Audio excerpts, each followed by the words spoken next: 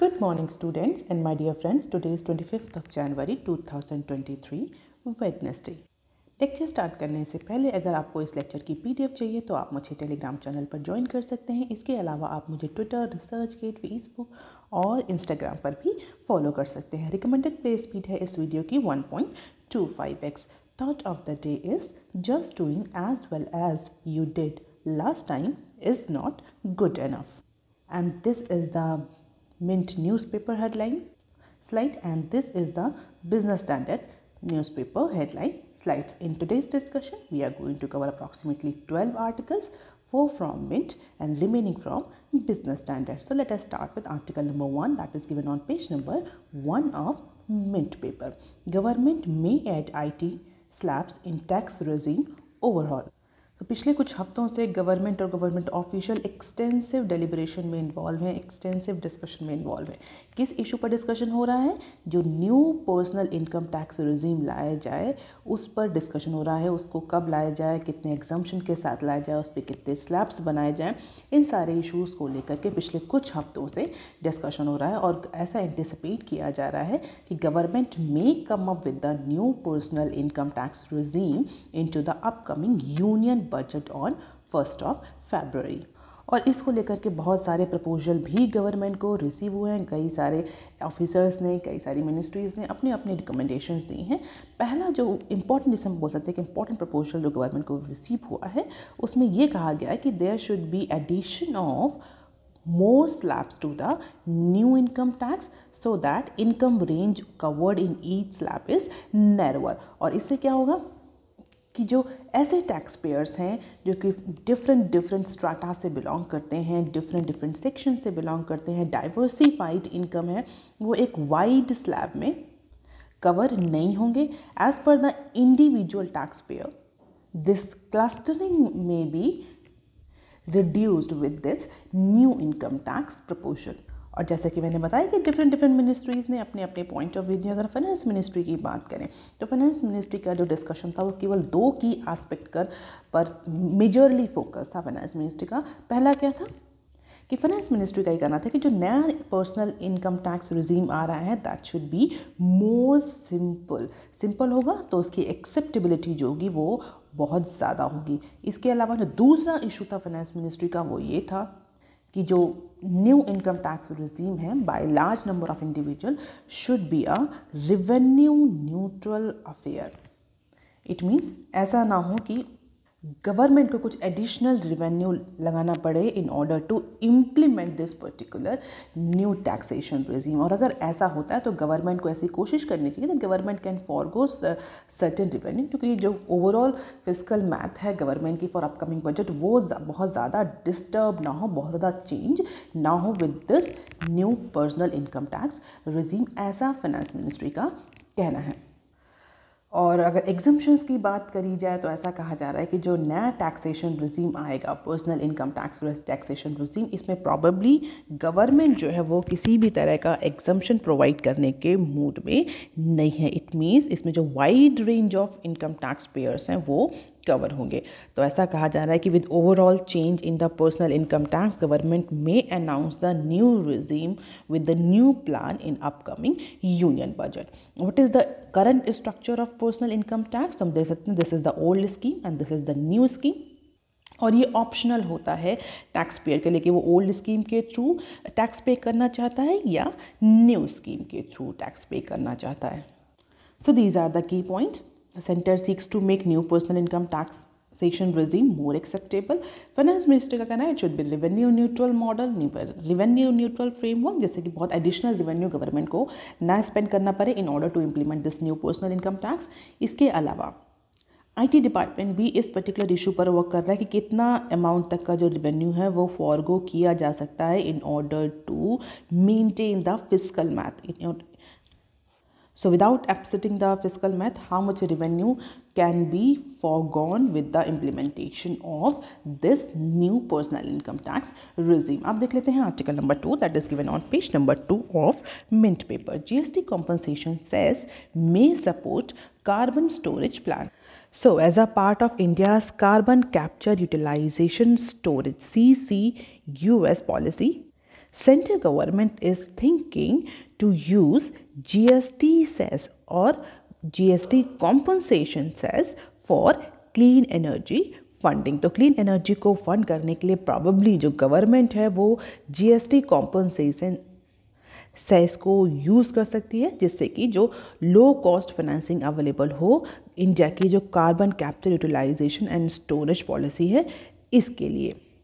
हालांकि अगर हम इस पॉलिसी की बात करें CCUS पॉलिसी की, तो ये अभी भी ड्राफ्ट स्टेज पर ही है, बट जो पर्टिकुलर थिंक टैंक इस पॉलिसी को बना रहा है दैट इज नीति आयोग, उसका ये कहना है कि this will be the world second largest producer of coal leverage countries policy. It means it will help the India to save enormous fuel by manufacturing the clean product. ऐसा नीति आयोग का मानना। हालांकि अभी ये जो पॉलिसी है इंडिया की carbon capture utilisation and storage policy, ये भी इम्प्लीमेंटेशन पर नहीं है, ये भी ड्राफ्टिंग फेज पर है, बट इंडिया जो है इसको डिफरेंट फोरम में बहुत ज़्यादा इंपॉर्टेंस दे रहा है। क्यों? क्योंकि जो इंडिया का कमिटमेंट है 2070 तक कार्बन एमिशन को ज़ीरो करना, नेट ज़ीरो करना। क्यों? क्योंकि 2070 तक हमारा जो NDC का टारगेट है वो गवर्नमेंट ने फिक्स किया। What is NDC? National determined contribution. तो 2070 तक के लिए गवर्नमेंट ऑफ इंडिया ने टारगेट रखा है कि नेट ज़ीरो कार्बन एमिशन होगा, और जो कार्बन इंटेंसिटी है उसको भी 45% तक रिड्यूस कर दिया जाएगा फ्रॉम 2005 लेवल। और इसी टारगेट को अचीव करने के लिए गवर्नमेंट जो है बहुत सारी पॉलिसी और इनिशिएटिव तैयार कर रहा है। ये जो CCUS है it is one of them, और इसमें बेसिकली फोकस किस किस इश्यूज़ पर किया जा रहा है। अगर हम इस कार्बन कैप्चरिंग और यूटिलाइजेशन स्टोरेज पॉलिसी की बात करें, this policy involve basically capturing the CO2 from the different polluting industries. कौन कौन सी ऐसी इंडस्ट्रीज हैं जहाँ से CO2 एमिशन बहुत ज़्यादा होता है? तो हम देख सकते हैं जितनी भी मेटल और मिनरल्स की कंपनीज हैं वहाँ से CO2 या कार्बन का एमिशन बहुत ज़्यादा होता है, जैसे कि iron, steel, cement, coal power project, fertiliser, chemical. तो बेसिकली ये इंडस्ट्रीज जो हैं वो कोल को यूज़ करती हैं as a primary fuel, and that is why there is a lot of CO2 emission. और अगर हम कोल की बात करें तो coal is transported by rail, road pipeline, stored in underground oil fields and deep saline aquifers. और इन industries के अलावा urea, food, methanol, building material, polymers जैसी जो इंडस्ट्रीज़ है वहाँ पर भी इस पर्टिकुलर पॉलिसी को इन्वोक किया जाएगा in order to capture the CO2 emission. और ऐसा नहीं कि इंडिया पहली बार इस पर्टिकुलर क्लीन एनर्जी को फंड करने के लिए किसी तरह का सरचार्ज या किसी तरह का सेस लगा रही है। इससे पहले भी national clean energy fund NCEF initiative को फंड करने के लिए एक क्लीन एनर्जी सेस इम्पोज किया गया था। कोल जो माइन किया जाता है उस पर और जो इंपोर्ट किया जाता है उस पर। कब से? जुलाई 2010 में ये सेस इम्पोज किया था गवर्नमेंट ने। और 2017 जुलाई 2017 से जब GST आया था तो जो क्लीन एनर्जी सेस था ये GST कॉम्पनसेशन सेस में सबज्यूम कर लिया गया था। तो ओवरऑल जो पॉलिसी है CCUS की, कैप्चर करना CO2 जितनी भी पॉल्यूटिंग इंडस्ट्रीज़ हैं वहाँ से, लेटर ऑन उनको ट्रांसपोर्ट करना थ्रू डिफरेंट मीडियम, जिसमें ऑयल फील्ड्स और सलाइन एक्विफर्स भी हैं। And this particular captured carbon और मैन्युफैक्चर और stored carbon can be utilized by these types of industry: urea, food, methanol and polymers. And definitely इस particular clean up programme के लिए government को fund चाहिए। तो गवर्नमेंट फंड कहाँ से लाने की कोशिश कर रही है? GST कॉम्पनसेशन सेल से। तो ओवरऑल ये न्यूज़ है। अब देख लेते हैं short news articles. India to moot energy efficiency pact at G20।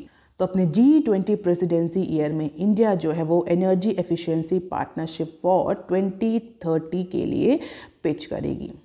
तो बेसिकली इस पर्टिकुलर इनिशिएटिव में, इस पर्टिकुलर पार्टनरशिप में जो इंडिया का फोकस है, गवर्नमेंट का फोकस है, that is on energy transition and energy security. और अगर हम रीसेंट टाइम में देखें तो गवर्नमेंट ने बहुत सारी पॉलिसी भी इनिशिएट करी हैं, बहुत सारे मेजर्स भी लिए हैं in order to achieve the NDC that India has targeted for. और G20 को भी गवर्नमेंट, इस पर्टिकुलर G20 प्लेटफॉर्म को या फोरम को भी गवर्नमेंट इसी पर्टिकुलर एनर्जी ट्रांजिशन के लिए भी, एनर्जी सिक्योरिटी के लिए भी यूज़ करना चाहते हैं। तो एक कोलैबोरेटिव रोड डेवलप करी जाएगी जिससे कि जो एनर्जी एफिशिएंसी है वो 2030 तक उसको डबल किया जा सके। This is the target that has been set by the government. और इसको लेकर के बहुत सारी जो टॉक्स हैं, डेलिब्रेशंस हैं, वो स्टार्ट हो चुके हैं कि किस तरीके से energy efficiency all across the sector improve करी जाए, कैसे जो हाई एनर्जी कंजप्शन सेक्टर्स हैं उनमें कैसे एनर्जी कंजप्शन को रिड्यूस किया जाए without impacting the manufacturing process. अब देख लेते हैं nextly, scrap windfall tax on crude says फिकी। व्हाट इज फिकी, आप मुझे कमेंट सेक्शन में लिख करके बता सकते हैं। तो बेसिकली एनुअल बजट की रिकमेंडेशन दी है फिकी ने और उस रिकमेंडेशन में विंडफॉल टैक्स को स्क्रैप करने की भी बात कही। तो बहुत सारी रिकमेंडेशन दी हैं, बेसिकली यहाँ पर हम विंडफॉल टैक्स की बात कर रहे हैं। अगर आपको विंडफॉल टैक्स नहीं पता है तो डिस्क्राइब सेक्शन में एक सेपरेट वीडियो मैंने बना रखा है विंडफॉल टैक्स को लेकर के, आप उस वीडियो को देख सकते हैं इस न्यूज़ एनालिसिस के लिए। अगर हम आपको विंडफॉल टैक्स बताएं तो बेसिकली विंडफॉल टैक्स होता है एक हायर टैक्स जो है वो प्रॉफिट पर इम्पोज किया जाता है that ensue from the sudden windfall gain to a particular company और इंडस्ट्री। रिसेंटली जिस तरीके से ऑयल के प्राइसेस बढ़े थे, फ्यूल के प्राइसेस बढ़े थे, उसकी वजह से जो ऑयल मैन्युफैक्चरिंग और ऑयल प्रोड्यूसिंग एक्सप्लोरेशन कंपनी से they're actually generating the abnormal profit, तो उसी को रेगुलेट करने के लिए गवर्नमेंट ने विंडफॉल टैक्स लगाया था। और ऐसा नहीं कि सिर्फ इंडिया में लगाया गया, बहुत सारे अदर कंट्रीज, डेवलप कंट्रीज ने भी विंडफॉल टैक्स इम्पोज किया था ऑन देयर ओएमसीज। तो उसी को लेकर के फिकी ने अपनी रिकमेंडेशन में गवर्नमेंट को बोला है कि अपकमिंग बजट में जो गवर्नमेंट है वो विंडफॉल टैक्स जो कि प्रॉफिट पर लगाया जाता है on domestically produce crude oil, उसको फिलहाल के लिए गवर्नमेंट स्क्रैप कर दे। क्यों? क्योंकि this is impacting the capital intensive exploration of oil and gas with in the country. Domestic territory में जो ऑयल एंड गैस रिजर्वॉर्स अवेलेबल हैं उनके एक्सप्लोरेशन के लिए पैसा चाहिए, फंड चाहिए, क्योंकि इंडिया में जो ऑयल एंड गैस रिजर्वॉर्स हैं that are not very efficient, बहुत ज़्यादा कैपिटल लगाना पड़ता है in order to explore the oil and gas or any other fuel। तो फिकी का ये कहना है कि गवर्नमेंट जो एक्स्ट्रा विंडफॉल टैक्स लगा रही है उसकी वजह से फंड की कमी हो रही है कंपनीज के पास, और अगर ये कंटिन्यू रहा विंडफॉल टैक्स तो definitely it will impact the exploration of oil and gas with in the domestic territory of India. और रिसेंटली गवर्नमेंट ने ऑयल एंड गैस एक्सप्लोरेशन को, domestically oil and gas exploration को improve करने के लिए कई सारी स्कीम्स भी लाई थी। और अगर आप रेगुलरली न्यूज़ चैनल फॉलो करो तो आपको पता होगा उस स्कीम के बारे में, तो आप मुझे कॉमेंट सेक्शन में 2 स्कीम के बारे में बता दीजिए जो गवर्नमेंट बेसिकली ऑयल एक्सप्लोरेशन और गैस एक्सप्लोरेशन के लिए को इम्प्रूव करने के लिए, को स्पीड अप करने के लिए डोमेस्टिकली इंडिया ने इम्प्लीमेंट करी थी। वो मेजर्स आप मुझे कमेंट सेक्शन में लिख करके बता देते हैं। तो बेसिकली फिकी का जो बहुत सारी रिकमेंडेशन में सबसे इंपॉर्टेंट रिकमेंडेशन ये कि विंडफॉल टैक्स को स्क्रैप कर दे गवर्नमेंट, जिससे कि capital intensive exploration of oil gas can be executed. कब लगाया था गवर्नमेंट ने? India has first impose this windfall profit tax on July 1 और कई सारे कंट्रीज़ के करने के बाद, कई सारे कंट्रीज़ के विंडफॉल टैक्स इम्पोज करने के बाद गवर्नमेंट ने ये टैक्स इम्पोज किया था ऑन डोमेस्टिक क्रूड प्रोडक्शन। अब देख लेते हैं हम बिजनेस स्टैंडर्ड के आर्टिकल, जो कि पहला आर्टिकल है पेज नंबर 4 का, रेलवेज मिशन रफ्तार स्लो ऑन स्पीड रेस्ट्रिक्शंस। तो अगर हम फाइनेंशियल ईयर 23 के फर्स्ट हाफ की बात करें यानी H1 ऑफ फाइनेंशियल ईयर 23, सो इस ड्यूरेशन में अप्रॉक्सीमेटली 3 गुना ज़्यादा speed restriction, permanent speed restrictions जो हैं वो ऐड ऑन किए हैं। तो as per the recent data by national transporter, the ministry of railway added over thrice the number of permanent speed restriction then it got rid of. अब question ये होता है why we are discussing about this speed restriction measure that the Indian Railway has added, because these speed restrictions are impacting the Indian Railways mission Raftar। क्योंकि इस duration में जो Indian railway that is actually planning to roll out the semi high speed और high speed train all across the country. So definitely अगर high speed या semi high speed train run करनी है तो कोई ऐसे स्पीड रिस्ट्रिक्शन बहुत कम होने चाहिए। और इसके लिए जो temporary sectional temporary speed restrictions लगे थे, जो परमानेंट स्पीड रेस्ट्रिक्शंस थे, उनको रिमूव करना था।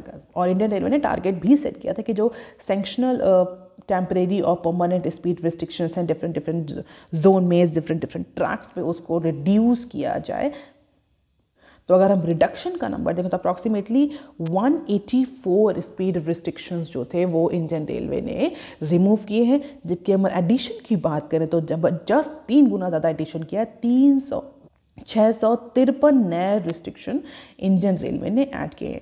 तो 184 रिड्यूस किए हैं, 653 और एडिशन किया गया है in terms of speed restriction. At present there are over 7K restriction on the network, मतलब 7,000 रिस्ट्रिक्शंस हैं इंडियन रेलवे के नेटवर्क पर। Restriction here means speed restrictions. अब कई सारे स्टूडेंट ये भी सोच रहे हो कि गवर्नमेंट जो है वो इंडियन रेलवे अगर स्पीड इंक्रीज़ करने की बात कर रही है तो ये रिस्ट्रिक्शंस क्यों हैं, क्यों लगाए जाते हैं डिफरेंट ट्रैक्स पर, डिफरेंट नेटवर्क पर ये रिस्ट्रिक्शंस। तो बेसिकली अगर हम परमानेंट रिस्ट्रिक्शंस की बात करें, दो तरह के स्पीड रिस्ट्रिक्शंस होते हैं, एक टेम्परेरी स्पीड रिस्ट्रिक्शन और एक परमानेंट स्पीड रिस्ट्रिक्शन। अगर परमानेंट स्पीड रिस्ट्रिक्शन की बात करें तो बेसिकली ये ऐसे एरिया पर लगाए जाते हैं जहाँ पर शार्प कर्व्स देखने को मिलता है, शार्प क्रॉस ओवर्स देखने को मिलते हैं, या ऐसे एरिया जो कि पॉपुलेशन के पास में होते हैं, डेंस पेडेस्ट्रियन ट्रैफिक के पास में होता है, तो ऐसे एरियाज़ में ट्रेन पर स्पीड रिस्ट्रिक्शन इम्पोज कर दिया जाता है। इसके अलावा जो लेवल क्रॉसिंग है ये भी एक बहुत इंपॉर्टेंट रीज़न है इस तरह के स्पीड रिस्ट्रिक्शन का। ऑल्दो अगर लेवल क्रॉसिंग की बात करें तो इंडियन रेलवे ने बहुत ज़्यादा ब्रॉड गेज नेटवर्क फैला करके इस तरह के कुछ रिस्ट्रिक्शन जो लेवल क्रॉसिंग रिस्ट्रिक्शंस हैं इनको रिमूव करने की कोशिश करी है। अगर इकोलॉजिकल फैक्टर की बात करें तो ये भी इसमें इन्वॉल्व होते हैं। इकोलॉजिकल फैक्टर की वजह से भी कई बार इंडियन रेलवे को स्पीड रिस्ट्रिक्शन करने पड़ते हैं, जैसे कि unstable track beds, flooding, area prone to cattle hit.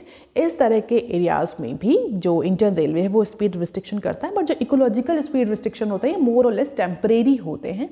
लेकिन फिलहाल ओवरऑल इन सारे रिस्ट्रिक्शन की वजह से जो इंडियन रेलवे का मिशन रफ्तार है, जो इंडियन रेलवे ने अपने डिफरेंट टारगेट सेट किए हैं फॉर अपकमिंग ईयर्स की, इतनी स्पीड अचीव करेंगे, हाई स्पीड ट्रैक्स बनाएंगे, हाई स्पीड ट्रेन्स रन करेंगे, उस सारे मिशन को अचीव करने में के लिए जो स्पीड रिस्ट्रिक्शंस है they are creating the obstacle. So most permanent speed restriction imposed by zone. अगर जोन वाइज देखें तो जहाँ पर परमानेंट स्पीड रिस्ट्रिक्शन, सबसे ज़्यादा स्पीड रिस्ट्रिक्शन हमें कहाँ देखने को मिलते हैं, साउथ ईस्टर्न रेलवे में 227 अप्रॉक्सीमेटली परमानेंट स्पीड रिस्ट्रिक्शंस हैं। इसके अलावा ये अदर जोन्स भी हम देख सकते हैं जहाँ पर स्पीड रिस्ट्रिक्शंस हमें देखने को मिले। डेफिनेटली हम जो इकोलॉजिकली चैलेंजिंग एरियाज होंगे वहाँ पर हमें स्पीड रिस्ट्रिक्शन ज़्यादा देखने को मिलेंगे। तो ओवरऑल ये डेटा है स्पीड रिस्ट्रिक्शंस को लेकर के। तो ये कहना है कि 184 स्पीड रिस्ट्रिक्शन रिमूव किए हैं इंडियन रेलवे ने और उसके बदले में अप्रॉक्सीमेटली 653 नए एडिशन किए। और इस एडिशन के बाद प्रोबेबली जो इंडियन रेलवे को अपना मिशन रफ्तार जो उसने अपना मिशन लाया है वो अचीव करने में बहुत ज़्यादा चैलेंजेस फेस करने पड़ सकते हैं। अब देख लेते हैं article number 5 that is given on page number 4 of Business standard. India's 8K crore green bond debut today. Analysts see strong demand. The government is likely to kick the first ever issuance of the green bond on a very strong note. और जो analyst हैं, debt market participants हैं, analyst हैं, वो एक huge demand, firm demand predict कर रहे हैं गवर्नमेंट के ग्रीन बॉन्ड की। तो आज गवर्नमेंट ऑफ इंडिया का जो ग्रीन बॉन्ड का डिब्यूट होगा, अप्रॉक्सीमेटली 8,000 करोड़ के ग्रीन बॉन्ड गवर्नमेंट इशू करेगी। एनालिस्ट के according there will be the huge demand, the encouraging response to the maiden sale is definitely going to reflect on their pricing. तो pricing होगी वो premium होगी जिसको ग्रीनियम के नाम से भी बोला जा रहा है। तो जो प्राइस रखा जाएगा इन बॉन्ड का, डेफिनेटली डिमांड ज़्यादा है तो जो प्राइस है वो अपने आप शूट अप करेगा। तो premium price in comparison to regular government bond. तो रेगुलर गवर्नमेंट बॉन्ड के कंपैरिजन में जो ग्रीन बॉन्ड है they will be charged premium because of the huge demand. तो ऑक्शन के लिए आज पहला जो ट्रांच है सोवरेन ग्रीन बॉन्ड का वो लगाया जाएगा। अप्रॉक्सीमेटली 8,000 करोड़ के ग्रीन बॉन्ड्स गवर्नमेंट इशू करेगी, जिसमें से 4,000 करोड़ 5 साल के ग्रीन बॉन्ड्स होंगे, 4,000 करोड़ 10 साल के ग्रीन बॉन्ड्स होंगे। तो 5 और 10 साल के टाइम पीरियड के लिए ये जो बॉन्ड्स हैं ये ब्लॉक रहेंगे। तो फिलहाल जो फाइनेंशियल ईयर 23 के बजट में गवर्नमेंट ने अनाउंस किया था ग्रीन बॉन्ड का issuance, finally that has in process. तो मार्केट बोरोइंग के लिए पहली बार गवर्नमेंट जो है वो ग्रीन बॉन्ड को यूज़ करने जा रही है और this process would be deployed in public sector projects that will help the government to reduce the carbon footprint. तो जैसा कि मैंने डिस्कस किया, clean energy, green energy, energy efficiency, energy security, इन सब को इम्प्रूव करने के लिए, इन सब के टारगेट्स को अचीव करने के लिए गवर्नमेंट जो है बहुत सारे इनिशिएटिव ला रही है, जिसमें से ग्रीन बॉन्ड एक पहला इनिशिएटिव है।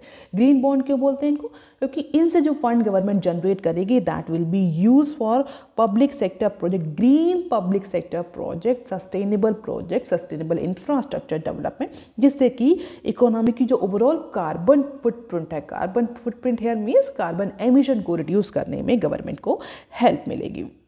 और ये तो पहला ट्रांच है ग्रीन बॉन्ड का जो गवर्नमेंट आज ऑक्शन करने जा रही है। इसके बाद 9 फरवरी को फिर से 8,000 करोड़ के ही ग्रीन बॉन्ड और दोबारा से इशू किए जाएंगे। तो अप्रॉक्सीमेटली 16,000 करोड़ के जो ग्रीन बॉन्ड हैं वो इशू होंगे फरवरी 23 फाइनेंशियल ईयर 23 के पीरियड में। And what is the difference between the regular sovereign bond auction and the green bond auction? Definitely the pricing benefit. The issuer globally enjoy for selling the environment friendly security. तो जो premium है वो ज़्यादा charge होता है। इसी के साथ एक और न्यूज़ है जो कि बॉन्ड से ही एसोसिएटेड है, वो भी हम यही कवर कर लेते हैं। Issuance in India have grown slower than peers. तो हमने अभी डिस्कस किया कि मेडन ग्रीन बॉन्ड ऑक्शन होने वाला है गवर्नमेंट का आज के दिन, लेकिन as per the analysis, as per the Business Standard, जो अमाउंट गवर्नमेंट या इंडियन गवर्नमेंट रेज कर रही है through this green bond issuance, that has grown at a slower rate in comparison to the other peer economies. तो जो counter part economies हैं, जो India के पैरेलल इकोनॉमीज हैं जिसको बोल सकते हैं, जिनसे जनरली इंडिया का कंपैरिजन होता है, जो पीयर इकोनॉमीज हैं, उनके कंपैरिजन में इंडिया ने कम फंड रेज किया है ग्रीन बॉन्ड के through. India has raised approximately $22.1 billion through green bonds till the first half H1 of financial year 22, not financial year 22, calendar year 22 compare to Russia. Russia ने, इसके अगर हम Russia की बात करें तो रशिया ने इस ड्यूरेशन में यानी H1 ऑफ कैलेंडर ईयर 22 में रशिया ने अप्रॉक्सीमेटली $2.6 बिलियन का फंड रेज किया है। Brazil 11.2 billion, China $250 billion during the same period. Japan के लिए पीरियड ये जो अमाउंट है दैट इज अप्रॉक्सीमेटली $44.4, यूएस के लिए अप्रॉक्सीमेटली 334। तो हम देखें यूएस, जापान और चाइना में जो फंड रेजिंग है वो ज़्यादा हुई है in comparison to India. And this is the rising share of sovereign issuance. You can just have the glimpse of it. 2015 से लेकर के 2022 तक का डेटा दिया हुआ है। Financial and non financial corporates, ABS, development bank, government backed entities, local government loan, sovereign कितना percentage रहा सोवरेन इशुएंस का। This is the large issuance by key peers. अभी तक सबसे ज़्यादा अगर देखें तो यूएस, चाइना, जर्मनी, जापान ने इंडिया से ज़्यादा ग्रीन बॉन्ड इशू किए हैं। हालांकि ब्राज़ील और रशिया का जो नंबर है, वो अमाउंट जो है वो कम है इंडिया के कंपैरिजन में। अब देख लेते हैं article number 6 that is given on page number 7 of Business Standard. GM mustard not developed as herbicides tolerant government. तो बेसिकली जो ये आर्टिकल है, जो ये न्यूज़ है, ये जेनेटिकली मॉडिफाइड मस्टर्ड के बारे में है। और हम बोल सकते हैं ओवरऑल जो जेनेटिकली मॉडिफाइड फूड है इंडिया में, अभी रिसेंटली सुप्रीम कोर्ट ने अप्रूवल दिया था कमर्शलाइजेशन के लिए। उसके बाद से दोबारा से रिव्यू पिटीशन आई है जहाँ पर गवर्नमेंट ने सुप्रीम कोर्ट को बताया है कि जो भी ये जेनेटिकली मॉडिफाइड मस्टर्ड है that was not developed as herbicide tolerance. Herbicide tolerance को हम शॉर्ट फॉर्म में HT लिखते हैं बायोटेक की लैंग्वेज में। तो बेसिकली जो अटॉर्नी जनरल जो गवर्नमेंट के साइड से कोर्ट में प्रेजेंट हुए, उन्होंने सुप्रीम कोर्ट ऑफ इंडिया को बोला है कि फार्मर के लिए हर्बिसाइड, ऐसे फार्मर्स जो कि इसका कल्टीवेशन कर रहे हैं GM मस्टर्ड का, उनके लिए ज़रूरी नहीं है और not it is neither necessary not desirable for the farmer to use herbicides in cultivation of the GM mustard. किसी भी क्रॉप को HT वैरायटी तब बोलते हैं if its commercial trait is herbicide tolerant. तो इसलिए जो DMH11 मस्टर्ड है, धारा मस्टर्ड हाइब्रिड 11 है, ये कोई भी कमर्शियल क्रॉप नहीं है बिकॉज इसका HT ट्रेड जो है वो उसकी कोई कमर्शियल यूटिलिटी नहीं है, ऐसा अटॉर्नी जनरल, हम बोल सकते हैं गवर्नमेंट ऑफ इंडिया का कहना है। तो बेसिकली कोर्ट ने सारी पार्टीज़ को बुलाया था, उनसे बोला था आप अपने अपने आर्ग्यूमेंट्स नेक्स्ट वीक तक दीजिए तो उसके गवर्नमेंट के साइड से जो हमारे अटॉर्नी जनरल हैं उन्होंने बोला ST trade in DMH11 was useful only at selection event during the development phase and was no utility during the cultivation. तो जो यूज़ ऑफ हर्बिसाइड्स है वो परमिट नहीं है फार्मर के लिए जो फार्मर्स GM मस्टर्ड का कल्टीवेशन कर रहे हैं, और अगर करते हैं फार्मर्स तो there will be the punitive action under the environment protection act and central insecticides act. तो बेसिकली जो सुप्रीम कोर्ट है वो कंसर्न है रिस्क फैक्टर को लेकर के कि जो ये GM मस्टर्ड जिसका कमर्शलाइजेशन अप्रूव कर रही है गवर्नमेंट, इसमें क्या क्या रिस्क फैक्टर इन्वॉल्व हैं। सो लेट अस सी कि आगे क्या डिसीजन होता है GM मस्टर्ड को लेकर के। अब देख लेते हैं some short news articles from Business Standard. Businesses face tax heat over deductions claims for cess.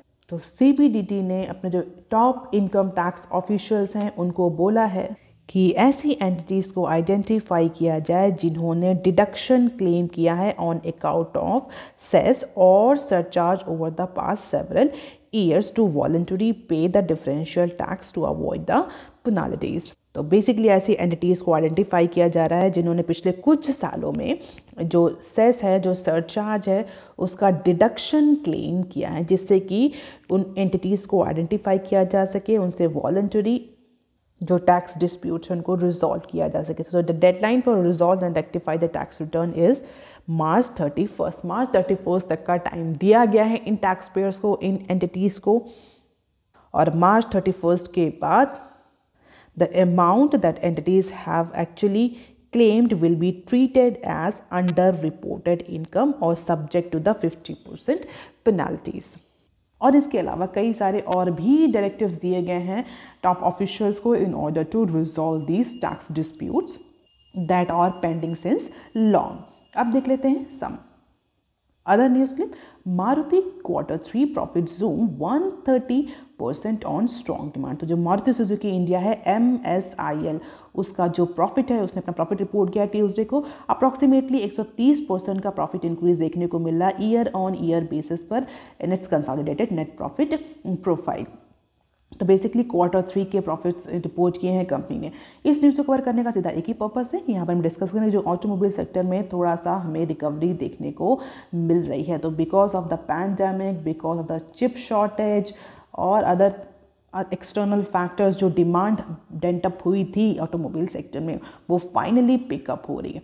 So better demand on its top and models and declining raw material cost has increased the Maruti Suzuki's Q3 profit by 130%. अब देख लेते हैं next clip. Google app unbundling to start soon. So Google is working with mobile device OEM. OEM stands for original equipment manufacturer to unbundle the distribution Play Store, which is currently linked to OEM, having to mandatorily pre-install a suite of around 9 leading apps. तो CCI के interference के बाद तो finally Google जो है वो इस particular issue पर काम करना स्टार्ट कर चुका है। जितने भी OEM हैं उनसे डिस्कशन भी स्टार्ट हो चुका है। तो टेक जियांट में discuss with CCI its plan that how they are going to actually comply with this order और कब तक ये इम्प्लीमेंटेशन स्टार्ट हो जाएगा। बट ऐसा कहा जा रहा है कि that implementation is expected to happen immediately after Google inform and discuss with the CCI।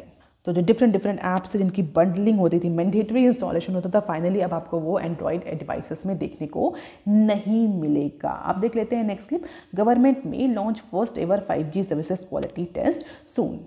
तो अभी आप रिसेंट टाइम से ऑब्जर्व कर रहे होंगे there has been many call drops, बहुत ज़्यादा कॉल ड्रॉप्स और नेटवर्क पुअर ऑडियो कनेक्टिविटी की इशूज़ आ रहे हैं all across the different cities, specially ऐसे सिटीज़ जहाँ पर 5G टेक्नोलॉजी इंप्लीमेंट हो चुकी है, जहाँ पर यूज़र 5G टेक्नोलॉजी यूज़ कर रहे हैं। तो फिलहाल के लिए इस सारे कॉल ड्रॉप्स और पुअर ऑडियो कनेक्टिविटी की वजह से जो गवर्नमेंट है वो अब 5G service quality test launch करने जा रही है। तो department of telecommunication may soon launch an independent quality of service QoS test for 5G services as per the officials। क्यों? क्योंकि मिनिस्ट्री ने बहुत सारी कंप्लेंट रिसेंटली रिसीव करी हैं for call drops and poor connectivity. So this is going to be the first ever 5G service quality test by Government of India। आप देख लेते हैं next clip. FASTag mop up rise 46% in 2022 to hit ₹50K crore। तो toll collection जो है national और state highways में जो फास्टैग के थ्रू होता है वो अप्रॉक्सीमेटली 50,000 855 करोड़ तक पहुंच गया है। 2022 का डेटा है, ये calendar year, mind it, this is not financial year, calendar year का डेटा है। This is the highest yearly figure.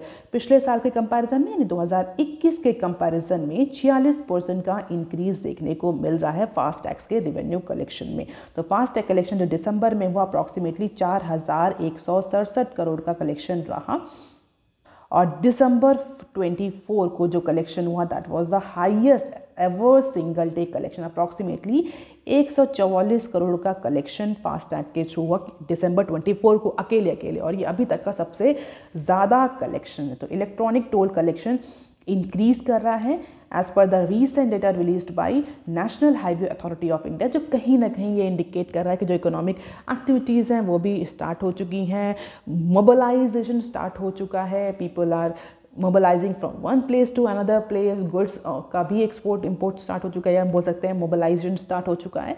कहीं ना कहीं इकोनॉमिक रिकवरी का इंडिकेशन जरूर देते हैं फास्टैग कलेक्शन या इस तरह के टैक्स कलेक्शन के amounts. So that is all for today student. If you want lecture PDF, you can join me on Telegram channel. You can also follow me on other social media platforms. If you have any query or suggestion, you can write on comment section below. Please like, share and subscribe. Thank you. Have a nice day.